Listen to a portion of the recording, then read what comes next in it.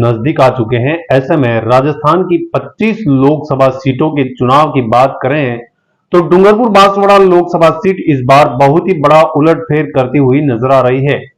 भारत आदिवासी party की विधानसभा 2023 चुनाव के बाद डूंगरपुर बांसवाड़ा लोकसभा क्षेत्र से विधानसभा क्षेत्र की 2 सीटों पर भारत आदिवासी पार्टी ने कब्जा जमाया, तो वहीं डूंगरपुर लोकसभा क्षेत्र से एक विधानसभा सीट पर भारत आदिवासी पार्टी ने कब्जा जमाया है। ऐसे में डूंगरपुर बांसवाड़ा लोकसभा सीट पर इस बार भारत आदिवासी पार्टी का कोई मजबूत चेहरा उतर गया तो भारतीय जनता पार्टी और कांग्रेस दोनों राष्ट्रीय दलों के लिए मुसीबतें खड़ी हो सकती हैं।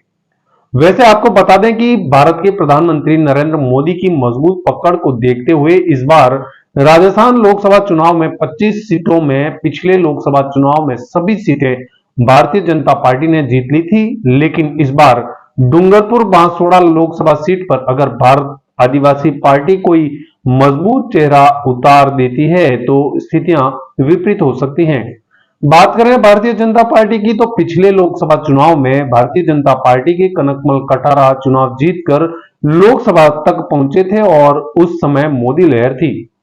डूंगरपुर बांसवाड़ा की बात करें तो इस बार डूंगरपुर से भारतीय जनता पार्टी का कैंडिडेट नहीं उतारा जाएगा, इस बार बांसवाड़ा से कैंडिडेट को उतारा जाएगा। ऐसे में भारतीय जनता पार्टी के पास कोई मजबूत चेहरा नहीं हुआ तो भारत आदिवासी पार्टी ने कोई मजबूत चेहरा उतार दिया तो स्थितियां बदल सकती हैं। वैसे हम बात करें 1971 लोकसभा चुनाव की तो यहां से इंडियन नेशनल कांग्रेस के हीरा लाल 1,18,643 मतों से विजय हुए थे। उनके प्रतिद्वंदी प्रभुलाल संयुक्त सोशलिस्ट पार्टी से 1,70,499 मतों के साथ दूसरे स्थान पर रहे थे। इन दोनों के बीच में बहुत ही कम मतों का फासला था। 1977 लोकसभा चुनाव की बात करें तो भारतीय लोकदल से हीराबाई 1,18,354 मतों के साथ विजयी हुए थे। वहीं प्रभुलाल रावत इंडियन नेशनल कांग्रेस से 1,10,955 मतों के साथ दूसरे स्थान पर रहे थे। 1980 की बात करें तो यहां से हीराबाई इंडियन नेशनल कांग्रेस से 1,81,578 मतों के साथ विजयी हुए थे। वहीं विठल जी जनता पार्टी से 92,997 मतों के साथ दूसरे स्थान पर रहे थे। 1984 लोकसभा चुनाव की बात करें तो प्रभुलाल रावत इंडियन नेशनल कांग्रेस से 1,99,308 मतों के साथ विजयी हुए थे और हीराबाई लोकदल से 78,183 मतों के साथ चुनाव हार गए थे। 1989 लोकसभा चुनाव की बात करें तो हीराबाई जनता दल से 2,96,594 मतों के साथ विजयी हुए थे। वहीं महेंद्र कुमार परमार इंडियन नेशनल कांग्रेस से 1,87,269 मतों के साथ चुनाव हार गए थे। 1971 लोकसभा चुनाव की बात करें तो प्रभुलाल रावत यहां से इंडियन नेशनल कांग्रेस से 2,33,668 मतों के साथ चुनाव जीत गए थे। वहीं जनता दल के बहादुर सिंह 1,18,661 मतों के साथ चुनाव हार गए थे।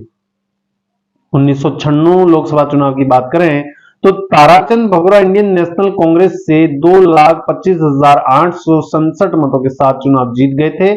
उनके सामने नवनीत लाल नीनामा भारतीय जनता पार्टी से 1,74,715 मतों के साथ चुनाव हार गए थे।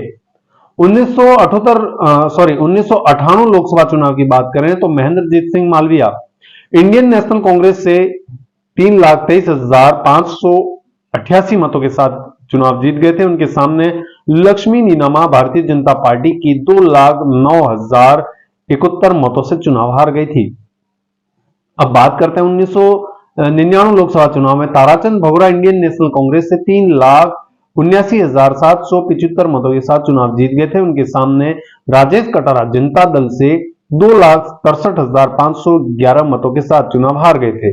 2004 लोकसभा चुनाव में धन सिंह रावत भारतीय जनता पार्टी की 2,69,239 मतों से चुनाव जीत गए थे। उनके सामने प्रभुलाल रावत इंडियन नेशनल कांग्रेस से 2,47,556 मतों से चुनाव हार गए थे। 2009 के चुनाव में ताराचंद भगोरा इंडियन नेशनल कांग्रेस से 4,13,169 मतों से चुनाव जीत गए थे। उनके सामने हकरू भाई महिड़ा भारतीय जनता पार्टी से 2,13,791 मतों से चुनाव हार गए थे। अब बात करते हैं 2014 लोकसभा चुनाव की, तो मानशंकर नीनामा भारतीय जनता पार्टी से 5,77,434 मतों से चुनाव जीत गए थे। उनके सामने रेशम मालविया इंडियन नेशनल कांग्रेस से 4,85,517 मतों से चुनाव हार गई थी। 2019 के चुनाव में कनकमल कटारा को भारतीय जनता पार्टी ने मैदान में उतारा, जिन्होंने कुल 7,11,709 मत प्राप्त कर चुनाव जीत लिया था। उनके सामने ताराचंद भगोरा इंडियन नेशनल कांग्रेस से 4,06,245 मतों पर सिमट कर रह गए थे। अब बात करें चुनाव 2024 लोकसभा डूंगरपुर बांसवाड़ा की, तो यहां से एक बार फिर से भारतीय जनता पार्टी चुनाव जीत सकती है, लेकिन विधानसभा चुनाव में बांसवाड़ा जिले की 4 विधानसभा सीट पर कांग्रेस ने अपना कब्जा जमाया है। वहीं डूंगरपुर की 4 विधानसभा सीटों में 2 विधानसभा सीट पर भारत आदिवासी पार्टी कब्जा जमाने में सफल हुई है। ऐसे में बांसवाड़ा से 1 और डूंगरपुर से 1 सीट पर भारतीय जनता पार्टी ने कब्जा जमाया है। ऐसे में अगर देखा जाए तो भारत आदिवासी पार्टी कोई मजबूत कैंडिडेट अगर यहां से उतार देती है तो इन दोनों राष्ट्रीय दलों की मुसीबतें खड़ी हो सकती हैं।